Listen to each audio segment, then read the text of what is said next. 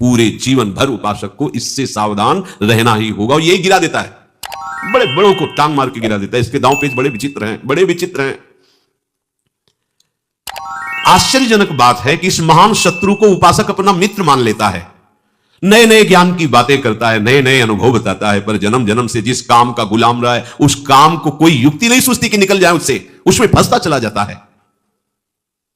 अगर आपको वास्तविक भगवदानंद की प्राप्ति करनी है तो इसे नष्ट करना होगा। आज जैसे आपने सुना, एक क्षण में आपको लगा कि मैं छोड़ दूंगा, ऐसा लगता है आज के बाद कभी नहीं, पर जो अंदर वृत्तियां हैं आपकी वो ये बात नहीं मानेंगी। अभी कसम खा लो वृंदावन की, जिसकी जो चाहो, अभी शीतलता आ जाएगी, त्यागाच्छांतरंतरम, अभी हृदय शीतल, हाँ आज के बाद कभी नहीं, हटो यहां से। अब जो वृत्तियां हैं वो आपको जलाएंगे। उस जलन को कोई शह जाए, उसी को महात्मा कहते हैं। तास्तिति क्षस्व भारत, उनको सहन करो, बस वो शांत हो जाएंगे। सहन करना बड़ा ही कठिन है, जो सहन कर लेता है वही जीते जी जीवन मुक्त है। एक केवल ये प्रश्न का समाधान कर लो। उस दिन एक श्रृंगार के बाद यही कहा था कि और सब कुछ ठीक चलेगा, ठीक है, लेकिन आपको इस इंद्री पर विजय प्राप्त करनी पड़ेगी, जनेंद्री पर। ये अगर नहीं संभली तो सब ज्ञान बकवास ही रहा, केवल बातें बनाते रहो, कुछ हाथ नहीं लगेगा। खुद अंदर से देख लो, कोई दिव्यता, कोई अनुभूति, कोई भगवदानंद, ये सब बातों में रहेगा, हृदय में अनुभव में नहीं आएगा। ऐसी वैष्णोजन के दर्शन के लिए नरसिंह मेहता कहते, काछ वाच मन निश्चल राखे, धनि धनि जननी तेरी रे, बड़ नरसैया दर्शन पावा। बड़े भाग्य जो ऐसे महात्मा के दर्शन हो जाए। काछ वाच मन निश्चल राखे, जो किसी कामिनी की तरफ मन को नहीं जाने दिया, जो वाणी को कभी प्रपंच की वार्ता में नहीं लगाया, और जो कभी लंगोटी का कच्चा नहीं हुआ, वही सच्चा महात्मा है। सच्चाई में चलने के लिए इस शत्रु को गिराना ही पड़ेगा, इस शत्रु से हटना ही पड़ेगा। आज हट लो या जन्म जन्म के बाद हट लो, ढिलाई आपकी है, सहयोग प्रभु का है। प्रभु बहुत सामर्थ्यशाली है, ये काम एक अंश से प्रकाशित है। वो हमारे सच्चिदानंद प्रभु गुरु हैं, वो हमारे स्वामी हैं, वो हमारी आत्मा है, हमारे प्रीतम है। हम उनका नाम जप करके, उनकी लीला गुण गायन करके, उनके चरणामृत के प्रभाव से इस पर विजय प्राप्त कर सकते हैं। ऐसा नहीं कि कोई प्राप्त नहीं कर पाया या कोई प्राप्त नहीं कर सकता, ऐसा भी नहीं है। इसका कोई प्रभाव नहीं पड़ता जिसका चित्त श्यामा श्याम के चरणारविंद के रंग में रंग गया है।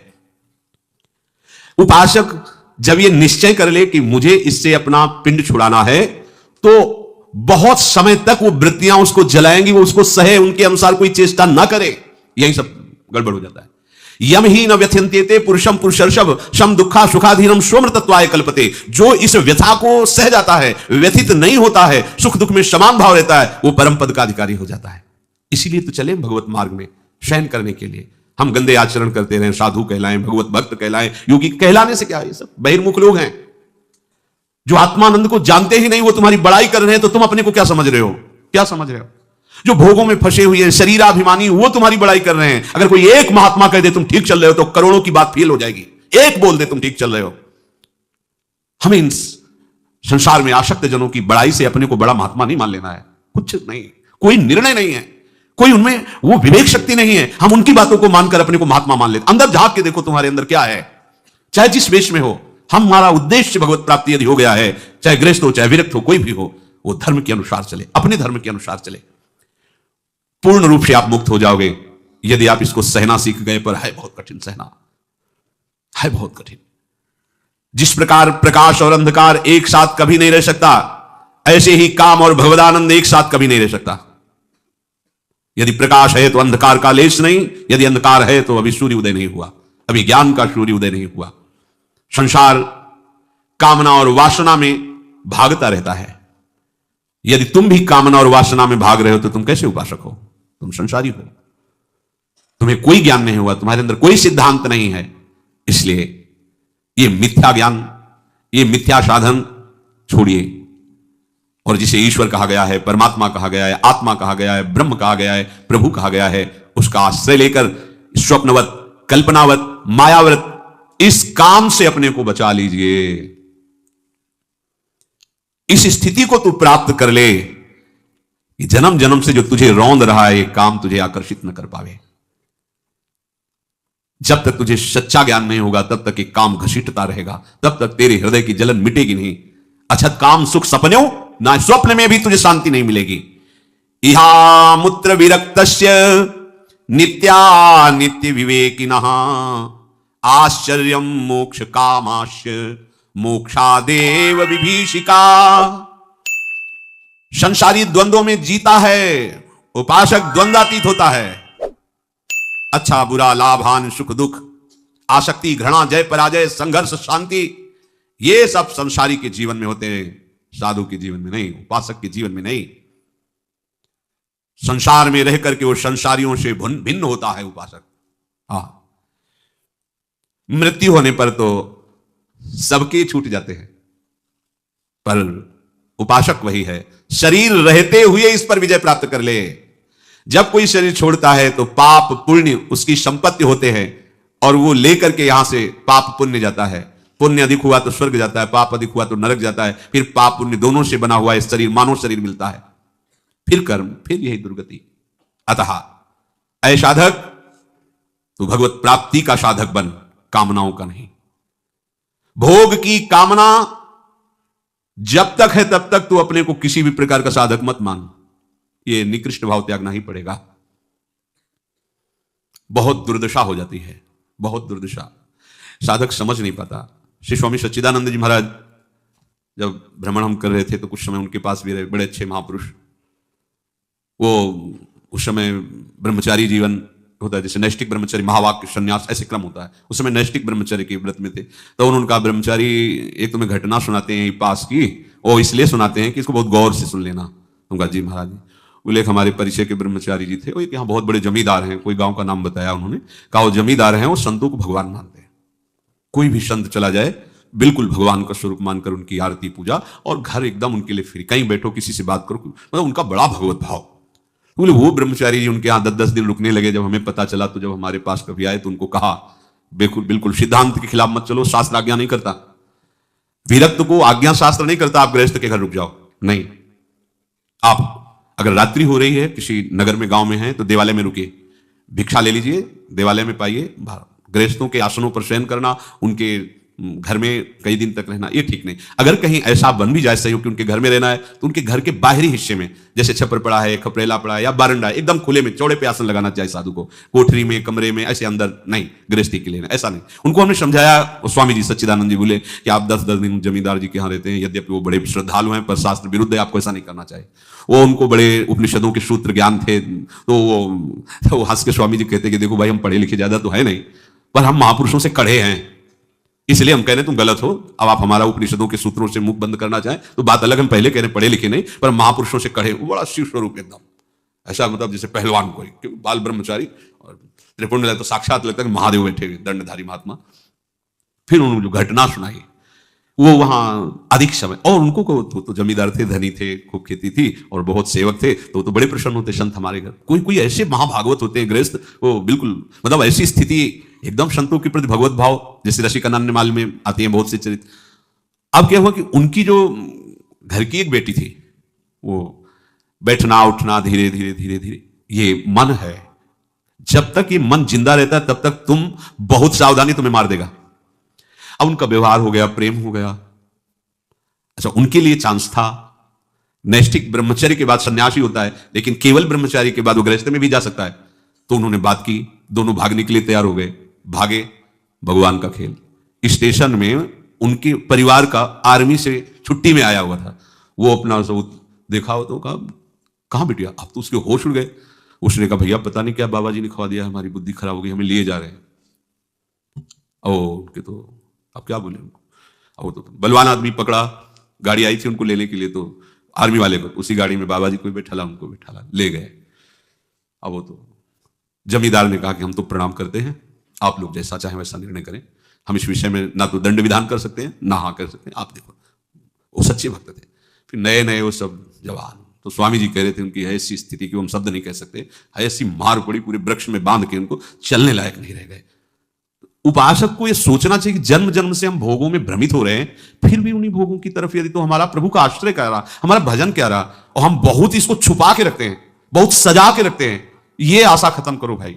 सत्संग सुनते हैं, भगवत मार्ग के पथिक है, आपने ही निश्चय किया ये मार्ग, जबरदस्ती किसी ने आपके गले में बांधा नहीं है, आपने स्वयं निश्चय किया है। जब आपने प्रभु को पसंद किया तो गंदी बात क्यों करते हो। एक बार चूक हो गई, 2 बार चूक हो गई, पूर्वाभ्यासवत सावधान, आगे बढ़िए। तू इसीलिए भोगों से विरक्त नहीं हो पा रहा कि क्योंकि तू नहीं चाह रहा है। ध्यान रखना, अगर तू चाह ले तो भगवान का अंश तू क्या नहीं कर सकता। तू चाह कर तेरे संस्कार, वृत्तियां, ये बीज रूप सब नष्ट हो जाएगा। जो भोग का संस्कार है, नष्ट हो जाएगा और तू पूर्ण रूप से मुक्त होकर नित्य एवं शाश्वत को प्राप्त कर लेगा। बड़ा आश्चर्य है, तुझे भगवान से मिलने में भय लग रहा है। यह भी प्रश्न हुआ। ये हम सोचते हैं भगवत प्राप्ति हो जाएगी, तो क्या होता है भगवत प्राप्ति? हमें तो बड़ा डर लगता है भगवत प्राप्ति की बात से, तो हंसी आई। निर्भय पद में, जानते हो क्यों डर लगता है? क्योंकि भोग छूट जाएंगे। शरीर का आसक्त जीव है, वो सोचता है इससे बढ़िया क्या जीवन होगा। भगवत प्राप्ति में पता नहीं क्या होता है। ये तो को प्रगट में बताते भाई श्यामा श्याम के पास जाना, चक पानी को मिलेगा, ऐसा ऐसा, तो लगता है हाँ ठीक है ये बात है। अब उसको मोक्ष की बात बताओ तो उसको लगता है क्या होता है, मतलब लीन हो जा। नहीं भाई ऐसा लीन नहीं, ये जैसे हम खा पी रहे हैं, जी रहे हैं, बढ़िया मकान दुकान सब रुपया पे, भय लगता है मोक्ष से।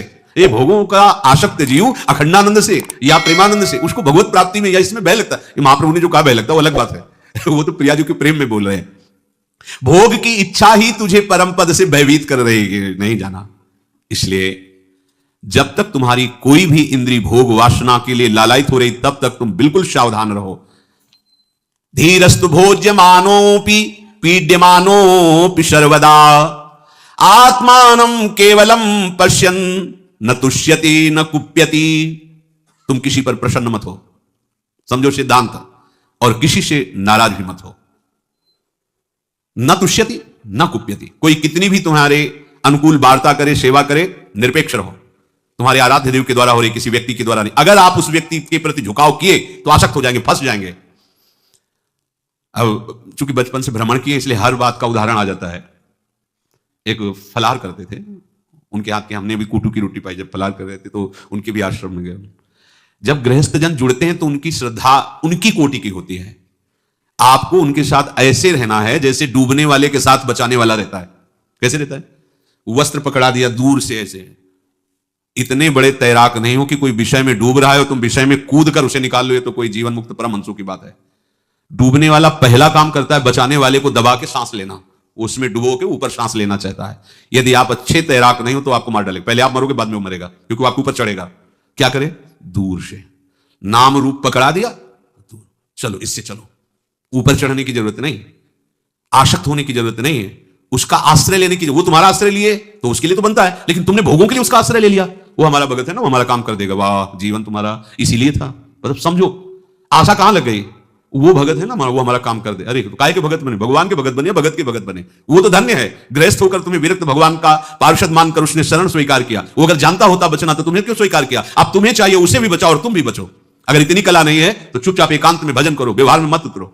उपदेश देना, प्रवचन करना, व्यवहार में धर्म गुरु बनना, यह केवल भगवान की सामर्थ्य, दूसरे की नहीं। वही अपनी सामर्थ्य जहां रख देते हैं वहीं से होता है। अपने जानबूझकर इस आग में न कूदे, नहीं तो जल जाएंगे। यह बड़ा विचित्र खेल है माया का। अब उनमें एक विशेष श्रद्धा करने वाले भी भगत होते हैं, पूरा परिवार जुड़ गया। अभी कुछ ही समय जुड़ा हुआ था, एक छोटा बच्चा था उनके, और वो पधर गए। अब उनकी पत्नी, महाराज अब तो हमारा कोई ना रिश्ते नातेदार कोई नहीं, आप ही गुरुदेव हो। आश्रम में ही गुरुदेव के रहने लगे, और धीरे धीरे गुरुदेव की सारी एकांतिक वृत्ति, जैसे मृग ने भरत जी की हरण कर ली, ऐसे उनकी एकांतिक निष्ठा सब। अब जहां जाना है तो अब जैसे कोई कहता था शरणागत की लाज रखना, तो भगवान ने भी, तो अब शरणागत है, गए गए। ये बहुत सावधानी। इसीलिए जो भगवत प्राप्ति को उपासक है, न तुष्यति, कोई कितनी भी सेवा करे, कोई कितना भी अनुकूल हो जाए, तुम्हारी चित्तवृत्ति अगर उसके चिंतन में गई तो तुम कैसे उपासक हो? आराध्य देव पर जानी चाहिए। निमित्त किसी को बना दे मेरे प्यारे, लेकिन हमारा भरण पोषण, हमारा जीवन मेरे आराध्य देव है। दूसरी जगह वृत्ति नहीं जानी चाहिए। अगर आप भजन में बैठे और किसी व्यक्ति का ध्यान आ रहा है कि उसने बहुत हमें अर्थ दिया, अनुकूलता दी, सेवा की, तो आप उसके उपासक हैं, हरि के नहीं। अगर कोई ऐसा हित कर रहा है तो हमें अपने प्रभु की तरफ दृष्टि जाए। प्रभु आप ही हो, आपकी ऐसे भाव में, ऐसे रूप में आकर के ऐसा कर, तो न तुष्यति, और कह रहे न कुप्यति। अगर कोई प्रतिकूल हो रहा है, अपमान कर रहा है, क्लेश दे रहा है, उसे क्रोध नहीं करना है। हमारे को पावन कर रहा है, कोई ना कोई हमारे अपराध वृत्तियां ऐसी रही, उनको ठीक कर रहा है, तो हम डॉक्टर पर नाराज थोड़ी होते हैं। वो हमारा डॉक्टर है जो हमारी निंदा कर रहा है, हमारा अपमान कर रहा है। अहंकार का नाश करने के लिए आराध्य देव ऐसे को लगा देते हैं कि तुम्हारी दवाई कर देगा। चाहे देखो, भगवान के भक्त को कोई सताए ऐसा है कौन त्रिभुवन में? पर ऐसे भी देखे जाते हैं कि उनको जुकाम भी नहीं होता, पीट देते हैं। तो कौन है? वही भगवान। उसमें अपनी सामर्थ्य, जाओ इसको गालेगा, इसको पीटो, इसकी निंदा करो। अब उसके अंदर रहा खा जो भी अभिमान हो सब साफ हो जाता है। बड़े बड़े सिद्धों को पिटवा दिया, सिद्धों को जो भगवत साक्षात्कार किए हुए हैं। इसलिए न कुप्यति, कोई निंदा कर रहा है, कोई अपमान कर रहा है, भगवत मार्ग के पति को नाराज नहीं होना है। अगर थोड़ी देर नाराजगी भी आ जाए तो उसे फिर विचार के द्वारा शांत करो, आगे ऐसी स्थिति आ जाएगी कि क्रोध नहीं आएगा। उपासक को चाहिए कि उन्हीं भोगों को स्वीकार करे जो भगवत विरोधी नहीं है। खान पान वस्त्र आदि उतना ही जितने से हमारा प्रभु का चिंतन न छूटने पावे। और प्रारब्ध से जो कुछ उसको दुख मिले, सुख पर विचार करना है और दुख पर विचार नहीं करना।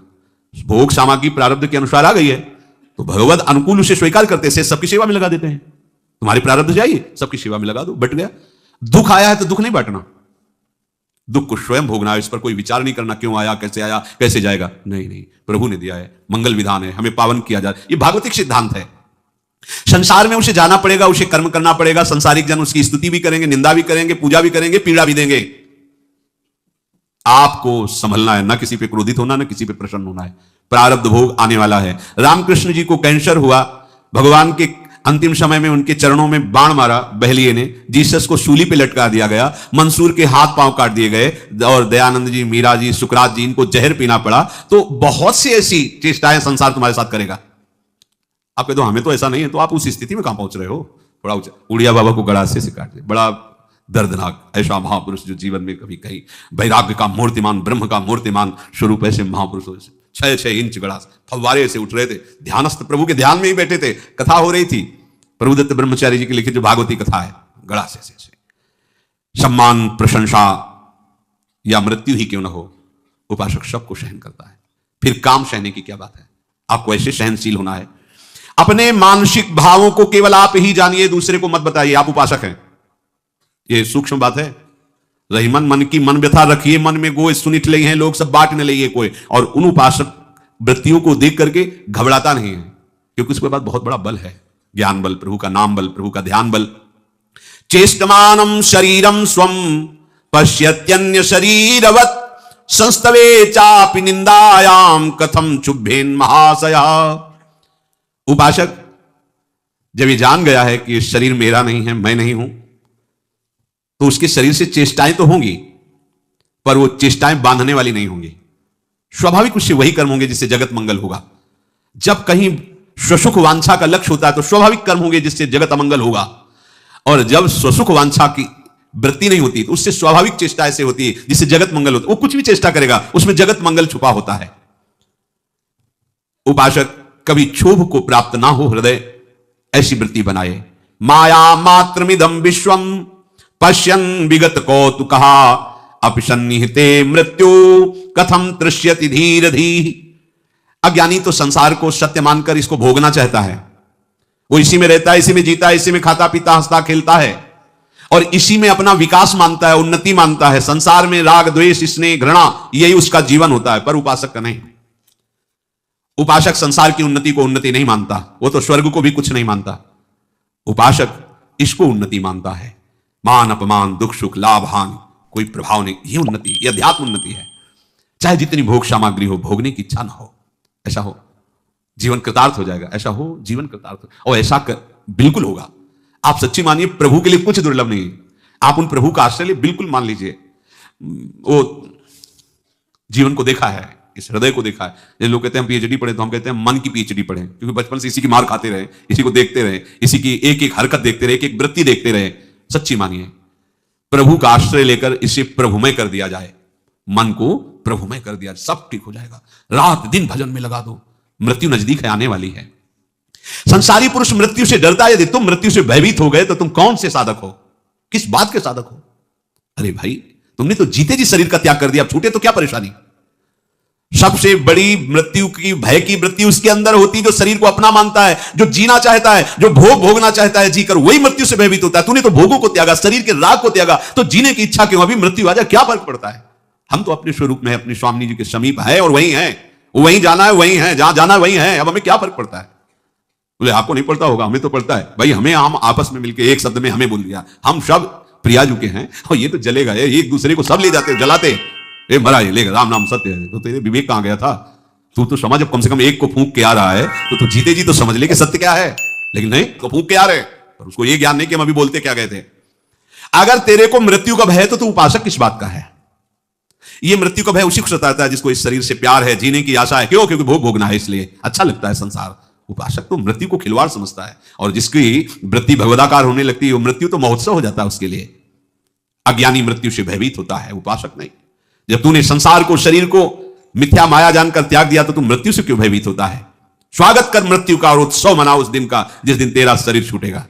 काय को भयभीत? अब जब मृत्यु से भयभीत नहीं तो फिर और क्या भय? सबसे बड़ा कष्ट मृत्यु देती है, उसी से तो ये काम आदि क्या कष्ट दे सकते हैं?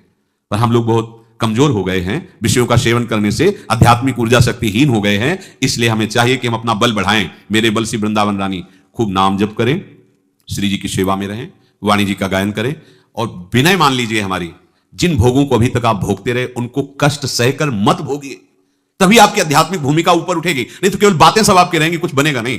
सच्ची मानिए, आप इस बात को रोक लीजिए। हम कह रहे हैं उचित सात्विक भोजन भरपेट पा लीजिए, जितनी नींद आए खूब आराम से सो लीजिए, चाहे व्यवहार के कार्य हो चाहे परमार्थ के कार्य हो, सब भगवत स्वरूप मानिए। बहुत आनंद पूर्वक भगवत प्राप्ति हो जाएगी। अपनी पसीना चुआने की जरूरत नहीं है।